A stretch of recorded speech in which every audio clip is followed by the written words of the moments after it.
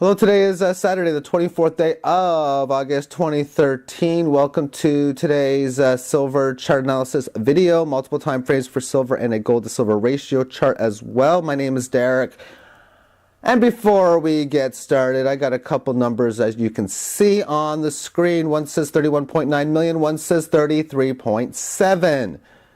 If you're following sales of the U.S. Silver Eagles, maybe these numbers look a little bit familiar for there were 33.7 minted in 2012, and so far on the webpage they're saying 31.9 million has been done so far this year.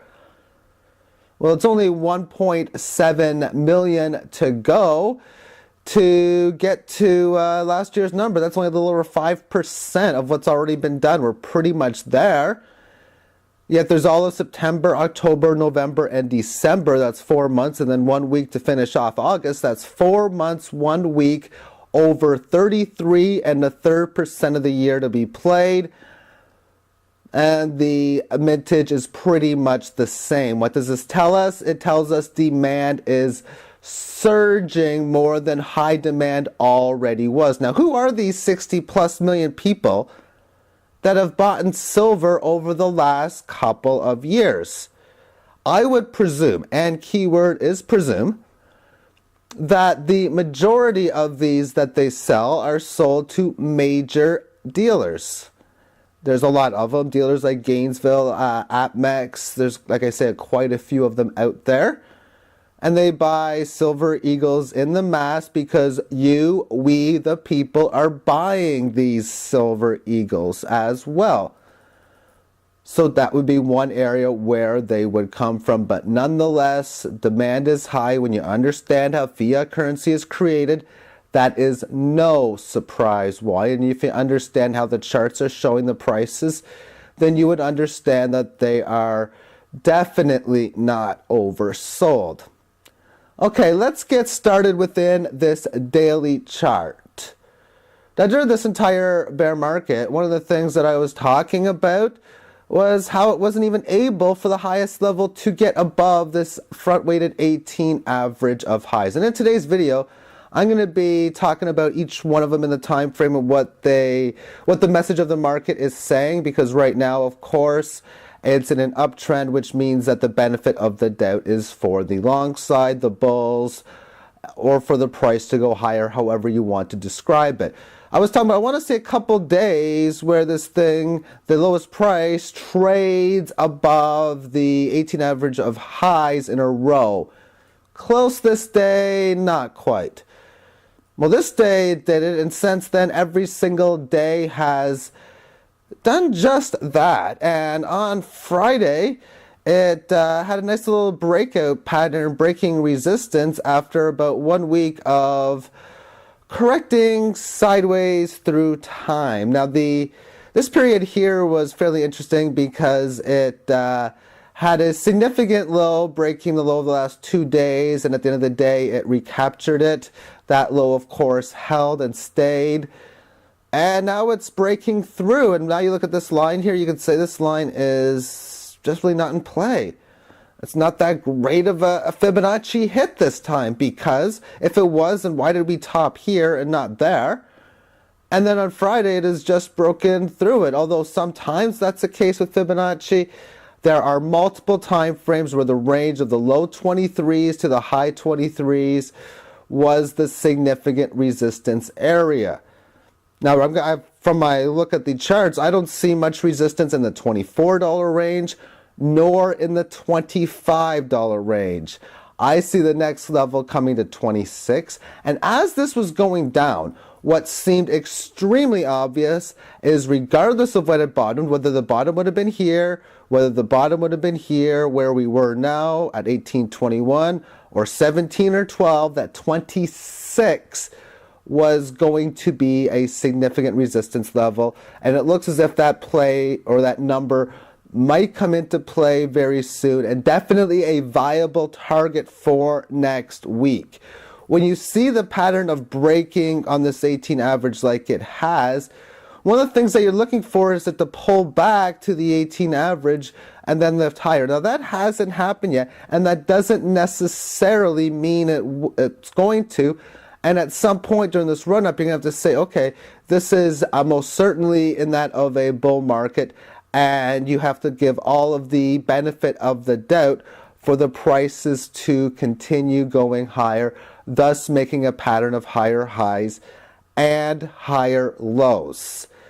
Okay, so now let's go on to the next time frame, which is the weekly chart. Now, last week it had a gain of 13.15%. Wasn't quite good enough to make the top 10 for the week, but it was still a very good week. Was it a bear market?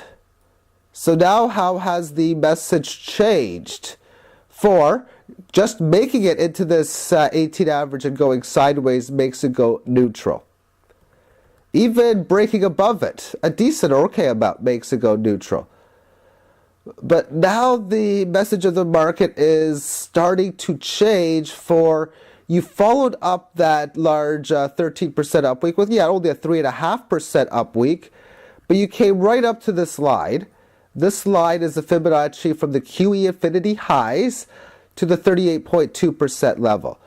You can see that it sold off here, so it resisted this level, came back down just a little bit, and then it ended the week breaking past that level. That's telling me that there is definitely room to see for this level to be that of support, and thus come in with a test of the next level. It's in place of 27.36, but the entire range from 26 up to really 28 is a significant next resistance level to look out for. Okay, the next one that we're going to look at is going to be the 11-day chart. Now, there's a reason for that, a couple really. It's an odd time frame, the 11-day. When I say 11-day, that means each candle period represents 11 days worth of trading. Seems everybody likes the 200-day average. And I just use one. I use the 18 average of bands. But each 18 average calculates 11 days. 11 multiply 18, well, it's 198. So therefore, this is pretty much a 200-day moving average. A average where when it broke above it, this is day one where the lowest level was above the 18 average of highs. This was day two. And here, this day came back to the 18 average of highs, and that was it for the run. So if you're waiting on the breakout to come back to the 18 average of closes, it never did that until the start of the topping action. So it's just something to point out that this thing could continuously go higher without that pullback that I talk about. Okay. So now what else do I want to talk about this time frame? 26. This is 26 hit number one. This was hit in January of 2011. And that was after it hit a top of around 30, 31. And it had a small retracement, as we can see, first time hitting the 18 average of highs. Hit number two of 26, 3, and 4. So when I talk about this level being a key resistance level, well, it's a massive level to say the least. Now, as far as the 18 average is concerned on this, which is the 200-day moving average, which was in a negative state. When it came up towards here, it was in a correctionary move. The 18 average was still going higher. Then you had this red candle, which was giving you warning signs breaking 26. It's in a bear market. Well, the average would stay sideways, but it never broke 26 until here, which is what made the market go bearish. So when you see that, well, all rallies seem guilty until proven innocent. So now it has gotten up to this 18 average, and you need to say to yourself, oh man, so if it's in a declining 18 average, that means the benefit of the doubt is towards the sellers or for it to go lower. And simply by looking at it, the answer is yes. But that doesn't necessarily mean A, that it's going to happen, or B, if that's going to be bearish. For example, if it does pull back, say it comes back in this area here, the 2021, well then what's going to happen is this 18 average is going to start to straighten out. If, of course, it comes back to this level, So if it does a pattern sort of like, I don't know, something like this here, the 18 average would then go sideways. So yes, it's in a bear market, but you have to be cautious that this market may in fact go neutral, which is staying above 23 and even going up to this 26 level. Next chart will be the monthly chart, where each one of these periods represents 1 month of trading. As far as its direction is concerned, you can see where the bullish run started in here. You had your sideways correction, and then breaking the support was a newly made bear market. Well, it might be, but it's also that interesting pattern that we see. It's one of two things when I look at this. A, it's the start of a long-term bear market. Or B, this is your classic failed move before the fast move. In this case, failed breakdown, fast move in the opposite direction would be that of higher. For it to be a failed move, it's something like this. You see here, you quickly go down below it, but it doesn't stay below it that long. When it then does make it to this 18 average, it will either A, do this little sideways correctionary phase, or just rip right through it. Well, it hasn't even gotten to this 18 average band, but it's just something to look at. This line here, 23.6% retracement from this high and this low. That level, of course, in at 23.09. It's obviously about $1 above that, breaking through at the next level, 26.74, which is where it's looking as if it's heading to go towards fairly soon. Next chart, which would be the quarterly chart.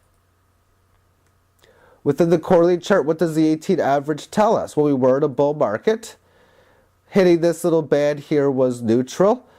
Now it's got to be cautious that maybe this bull market might be having just a small correction, or the same thing you see in the monthly chart. You got the possible failed breakdown, but it did find support at a very key level and at the fib mark of 18.95. Now the low was 18.21, and when you're talking long term, 70 cents or 3%, that's like absolutely nothing pretty much. So it found support 31.8% from the lows of the 397 breakout and the $50 high, keeping the market still bullish overall.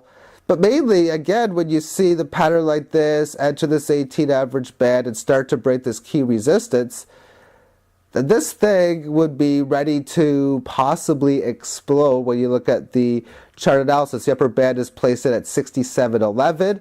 It's where it went up to. You have a correctionary phase, and if a bull market starts again, one of the places you would expect it to go to is the upper band. By the time it would get there, the upper band would be closer to 75 or 80 though.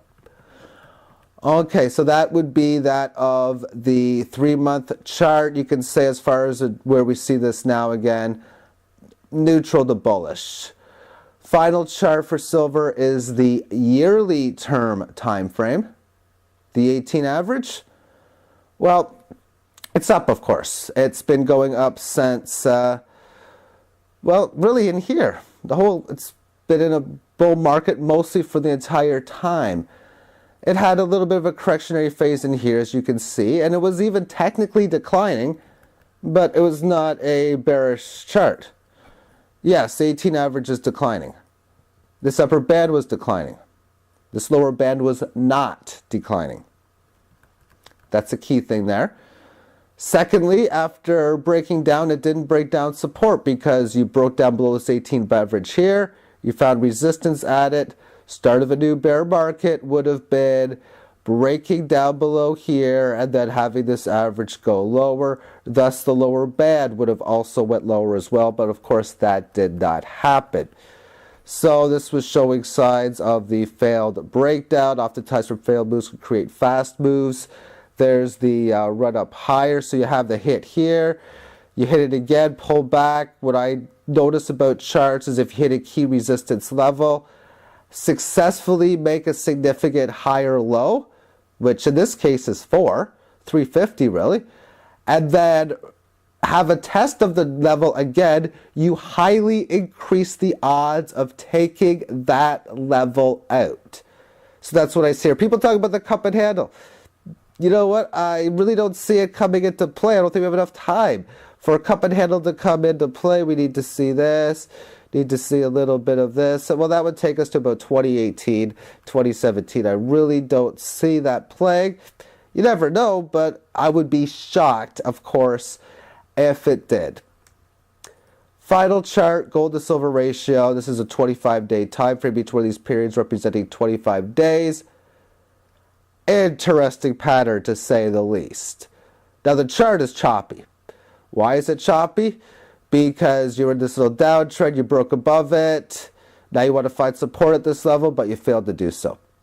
Then you broke down below. Okay, bear market, let's find a resistance at this and go lower. Didn't happen. So it's an extremely choppy chart, but this is a pattern which is extremely huge and extremely important. For you got a high, you got a low. For the move, in this case a down move, to be a failed move, it needs to hold and stay above this level here for a significant amount of time. Well, this is period number 4 above it. And for the bear market to continue, it's not a surprise to have resistance at this key level and then, of course, continue to go lower. It's been a choppy chart, of course. However, interesting pattern, because you have 1, 2, 3 resistance tests at 61.8%, where each time it pulled back. Then each time the chances were increased, you'd take it out. It finally did it here. And it had a significant break above resistance, clear break, showing maybe, just maybe, this thing might be breaking into a bull market. Well, when I look at this pattern, one of two things is really I can point out really well just by looking at it. Number one, your classic move of a trend which is going bullish in this case, thus the down move being a failed move. Because of the triple hit resistance, you break it out. Now you come back to previous resistance as support by finding key support and then breaking resistance. You are in a bull market. That's the first thing. The second thing is your classic failed move, which in this case would be in here. If the first is right, where you find support here and it goes higher, the most likely scenario is that both gold and silver will continuously go down even more and go down to extreme levels, which would be gold $1,000 or lower, silver $14 or lower. The second one, of course, is this being a failed breakout, which means at least a test towards this level here, maybe even going lower again. If this does significantly go lower, what you would notice is silver would retest the 50, possibly go higher. Same thing for gold. They would probably break well past 2,000 and then go higher as well. I think the odds do show that this would be more likely be that of a failed breakout, than thus this being a break higher and then finding support here and then later on going higher. I'm not going to show the dollar index today, but it's really weak, showing signs as if it's going to change directions as well. So there's a lot of signs pointing for this bull market in precious metals, commodities in general, to be now coming into play. Thank you for watching this 20-minute video today.